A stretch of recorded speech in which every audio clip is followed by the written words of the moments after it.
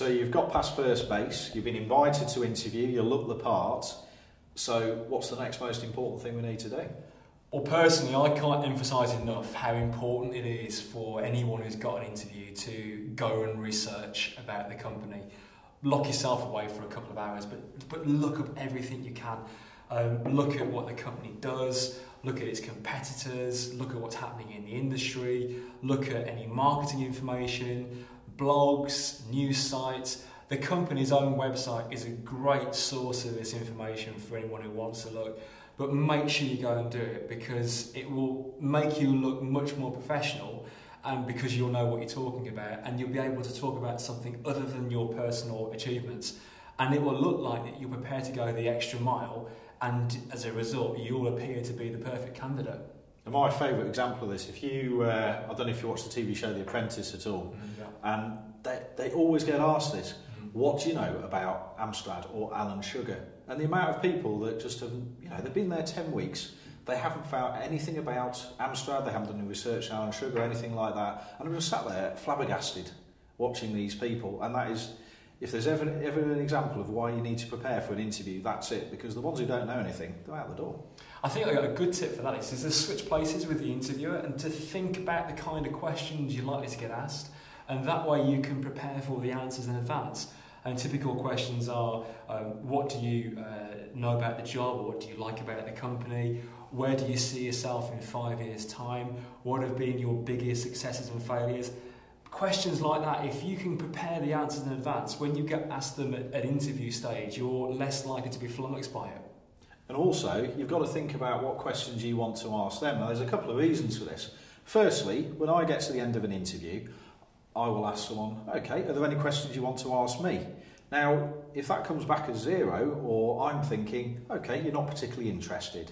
The other thing is for your benefit as well. If you've got things you want to know about the company, it hasn't been covered in the interview, then ask those questions. It will show interest and it means you can make a better informed decision about whether you want to join that company yourself.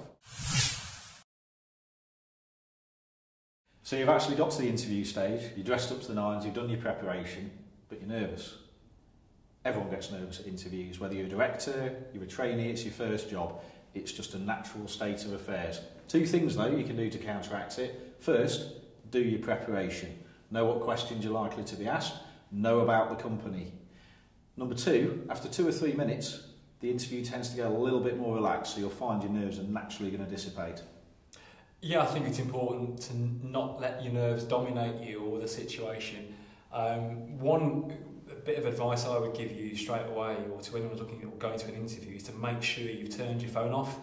It sounds really, really obvious, but having your phone go off in an interview, it couldn't be worse really. And there was one girl I interviewed once, and her phone went off 7 times in the interview, and she answered it every single time, and it was really off-putting. One thing I can't stand is handshakes, especially limp ones. Yeah. I don't understand why it's so difficult not to do a normal handshake. Practice if you have to. Just firm, not too firm. Limp, I think you might be a bit weak. Are you going to be strong enough for the role I'm looking for? 2, if you try and squeeze my hand until the pipsqueak, I'm going to be really annoyed with you and it's going to put me off you for the entire interview. Yeah, well, that's a great point. Assuming you get past the handshake and you've turned your phone off, you then need to make sure that you smile and you look happy and you look confident, because that will display quite a bit. And when you meet the interviewer for the first time, and you need to try and engage in a bit of small talk if you can. Compliment the offices, talk about the weather, talk about the traffic, whatever it might be. Try to get the person to like you. Don't be too false with it, but you need to try and be talkative in some respect, because awkward silences can really work against you. And one other thing, if someone asks you if you want a drink, it's not a trick question. Say yes if you want a drink. If I can give a recommendation on this, always go for something simple like a glass of water. 1, it means they're not faffing around in the kitchen for 5 minutes trying to make a cup of coffee or a cup of tea. And 2, you're probably flustered enough anyway, so the last thing you want is a hot drink making you all hot and bothered. Yeah, and once the interview gets going, I think the interviewee should talk on a ratio of 75% versus the interviewer's 25%.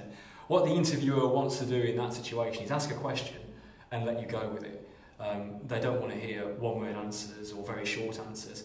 it is the opportunity for you to really shine and sell yourself and talk about what you can do.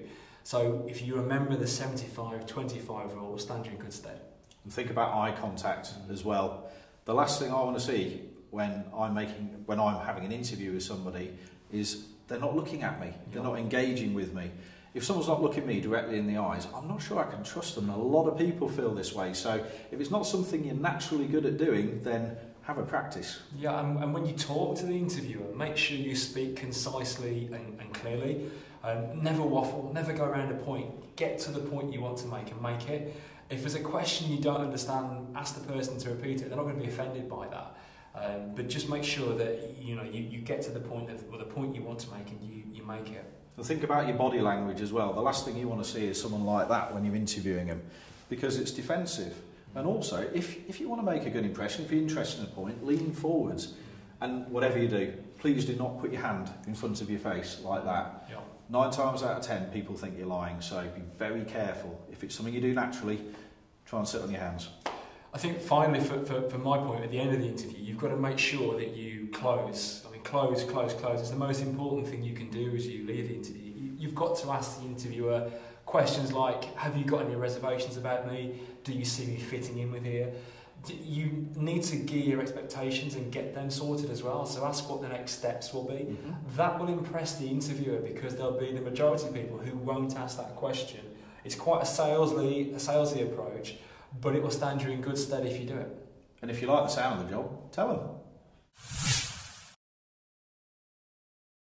So there are a few mistakes that you can make at interview, and I've seen a few over the years. One key one is don't badmouth your current company, whatever you do, even if you're so annoyed with them. What you want to do is explain your motivation for leaving, but make it as positive as possible. The last thing any company is going to want to do is employ a moaner. Yeah, I would agree with that, and I think it's a negative impression you would give as well, which can put people off. I mean, something that I don't personally like as well is someone cracking jokes. A sense of humour is important, and if you can convey that in the course of the conversation, great. But don't tell jokes, particularly controversial ones. And I think that's the best bit of advice. Don't even think you can get away with it. Just don't do it. I think the key is just try and stay as relaxed and as friendly as possible. Hopefully, portraying your true personality, because that's what they're going to be looking for, someone they can easily work with. Yeah, and if you've got any certificates or qualifications or anything like that you feel are relevant, or maybe a portfolio of work that you've done previously before that you need to display, again, depending on the job, take them with you. It could be a real strong selling point for you if you can show a potential employer things you've done in the past. And a lot of companies these days will tend to use psychometrics as part of their toolkit to find the best people for them. Now, there's schools of thought on this, but my personal view on psychometrics is be as honest as possible. There's brain boxes that put these things together, and if you try and play a psychometric, it always shows up. So be as honest and precise as you can in your answers.